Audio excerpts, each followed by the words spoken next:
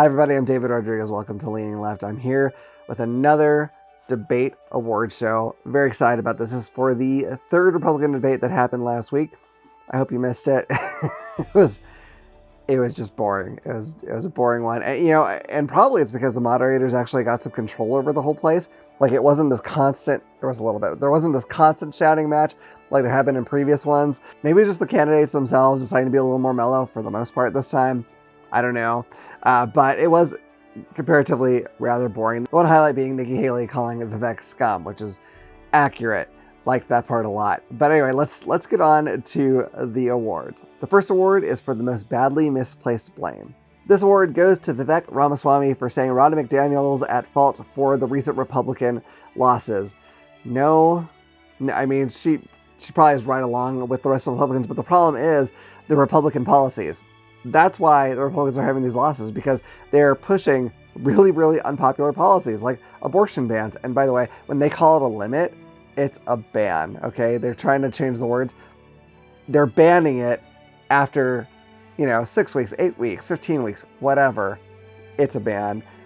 It's not popular. No one's falling for it. We know that they're lying to us. Ronna McDaniel, I don't even know what she's talking about. I don't even hear her half the time. She's not at fault for any of this. It is simply Republican policies that are garbage that nobody wants. That's what's at fault. The next award is for most bloodthirsty. Okay, so for this one, I want to give honorable mention to Ron DeSantis because, and the only reason he's not winning is because he pretty much said the same thing last time. He said that anyone smuggling fentanyl over the border was going to be shot on sight. That's what's going to happen. What a bunch of nonsense that is. First off, if they're on their side of the border, you definitely can't do that. You can't attack it to another country. If they're on our side of the border, guess what? Anyone within our borders, whether they're here legally or not, get the benefit of our Constitution and our laws, which means you cannot summarily execute someone because you think they're doing something wrong. Even if you personally know they're doing something wrong, they have to have their day in court. And while smuggling fentanyl is certainly a cruddy thing to do, it is not a capital offense. So, I mean, granted, I don't think he really cares about rights. It's shown in a lot of ways he doesn't. But anyway, he is just honorable mention because he said that last time. The real award goes to everybody up there because all of them were bloodthirsty as hell through the whole thing. The answer to everything was war, wipe them off the map, etc. They are obsessed with war, and I don't understand this because I don't think Americans in general are really wanting to get into another war right now. We've just been through decades of it. I think we're all a little tired. Maybe find another way. Maybe it's just me. I don't know. I don't think we want to be sending our troops to war. So anyway, that's the award for most bloodthirsty. All right, the next award is for worst comparison. This award goes to Tim Scott for comparing the situation at our border to the situations in Ukraine and Israel. What the heck? Look, Republicans have to get over this idea that there's an invasion. There's not an invasion. There are border crossings, illegal border crossings sometimes, and yeah, there are problems. Some people bring over bad stuff. Most people are just coming over to work and give a good lifestyle to their family. But yeah, there are some bad guys. But it is not the same as a terroristic or authoritarian government attacking our civilians, killing a bunch of people. It is not remotely the same. It is not remotely the same, you absolute lunatic. It's not. Granted, I'm sure every right-wing show is trying to say that it is the same because they want to make the brown people south of the border look so scary. Dude, there are bad seeds that come over. That's true. There are bad seeds already living here who were born here, okay? Most of the people are just trying to give a life to their family. That's it. Or they're trying to find safety because they're fleeing a bad situation. A situation like the ones, or similar to the ones perhaps, in Ukraine or in Israel. At least there's a more reasonable comparison there. Good God. Anyway, as the time of recording this, he also has announced that he's dropping out of the race, which, about goddamn time. I mean, I don't know what any of these people are doing there in the first place, but he was really not going to win. Anyway, let's move on. All right, our next award is for biggest asshole of the night.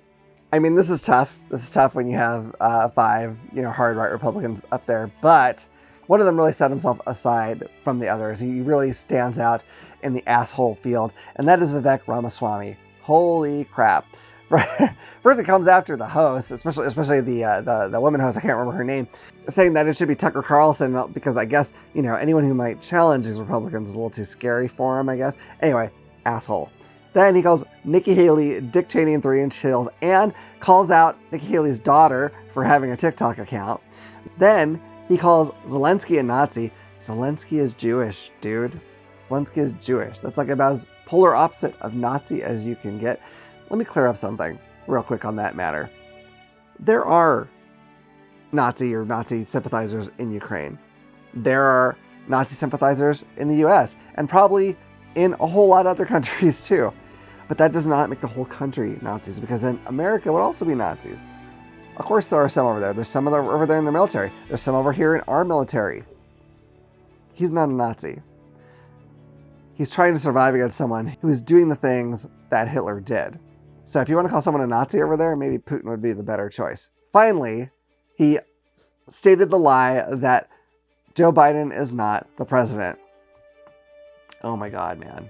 Come on, let it go. It is only the most loony of the loons who still think this. My God, they've had, these far right auditors in like Arizona trying to find anything they could do to show that Biden actually lost there, and they couldn't find a damn thing. Most of the places where they did that, if they found any difference, Biden actually got more points. Cut it the fuck out, okay? Biden's the president. You don't have to like it. I understand. I didn't like when Trump was president. But he's the president. Cut it out, Vivek. Oh, he said, even if he didn't do any of those things, he comes off like such this used car salesman jackass. Oh, I cannot wait till he drops out of the race. It's going to happen because, he's not going to win. It's ridiculous. All right, the next word is for the biggest deflection. This goes to Ron DeSantis for saying China is going to export authoritarianism to the United States. Oh, buddy, let me tell you something. It's here. It's here. And you're one of the biggest producers, dude. Florida is a freaking nightmare hellscape of authoritarian rule. You are kicking out people that were voted into their offices by your citizens. That's like the most anti-democratic thing you can do. You're trying to cut down on what people can read, what people can study. Hey, buddy, maybe you gotta look in the mirror, okay? You're like one of the biggest, most awful authoritarians in power in the United States right now. China doesn't need to do shit. In fact, if we want to have authoritarianism here, maybe you should be president. That's exactly how we would get it. All right, our next award is the PAB award, the Pussy Ass Bitch Award. This again goes to Donald Trump. He's holding on to that title. He couldn't even show up. How pathetic. And listen, I know the political strategists say like, well, it wouldn't really benefit him. All he'll do is be challenged. It'll probably make him look bad. Look, he's way ahead in the polls, first off. I don't know if anything that happened on that stage would hurt him. He literally could, and often does, completely screw up in front of all of America, and his stupid little followers just love him more. It wouldn't have really mattered. He would still be the nominee. That's what's going to happen. The sad fact is that man cannot stand for anyone challenging him. He cannot take that pressure, which is kind of an important thing for a president to be able to do when you're dealing with people who are our adversaries. Oh wait, he's too busy sucking up to them. I guess that's how he deals with it. He's pathetic. He's pathetic, and he knows that he can't suck up to the people on the stage or the people, running the debate. He can't do it and have it work out, so he doesn't show up because he is a coward. He is a big, massive coward who wants you to think he's big and brave and strong. But every time he has a chance to show that he is, he chickens out. Pathetic. All right, so the final award of the night goes for the winner of the debate. This one's always a tough one for me because I am trying to choose someone who I think did the best, and so I have to be kind of positive about them. And most of these people I'm not really at all positive about. None of them would be a good president. None of them. Some of them would be better than Donald Trump, but none of them would. Everyone in the world is better than Donald Trump. I took a crap this morning. Better president than Donald Trump. Anyway, all of them are terrible, but this is my chance to be a little bit nice. So the winner of the debate was, I think, clearly Nikki Haley. She seemed actually reasonable, for one. That's the most important thing. She came off as being very experienced and knowledgeable.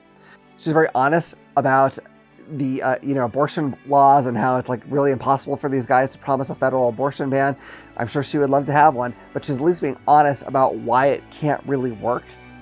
Oh my God, honesty about something, not just like promises that can never even be kept. She actually was honest about it. She also, one thing I actually really did like was talked about how America needs friends. We need allies in the world, and we have to treat those allies like allies, right?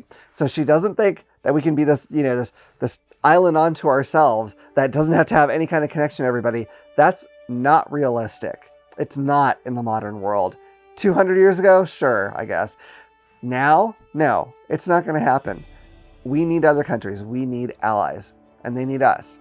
That's just how it is. She was honest about that. That actually was a genuinely good point by her. So, winner of the whole debate, Nikki Haley. If I had to have one of these schmucks that's running for president in office, it would probably be her, and she's terrible. Like, honestly, she's terrible. But, at least she's not Donald Trump or Vivek. Or Ron. Jeez. They all really suck. Anyway, that's it. Those are my awards. Do you have any awards of your own that you'd want to give out? Or do you disagree or agree with some of the ones that I gave out? Please let me know in the comments. I'd love to hear that kind of thing. I hope you've enjoyed this video. If you have, please hit like and subscribe and click the little bell icon so you can know about the next time I put out a video. And in the meantime, stay woke, stay vigilant, keep fighting, and remember, if you keep leaning left, you'll always be right.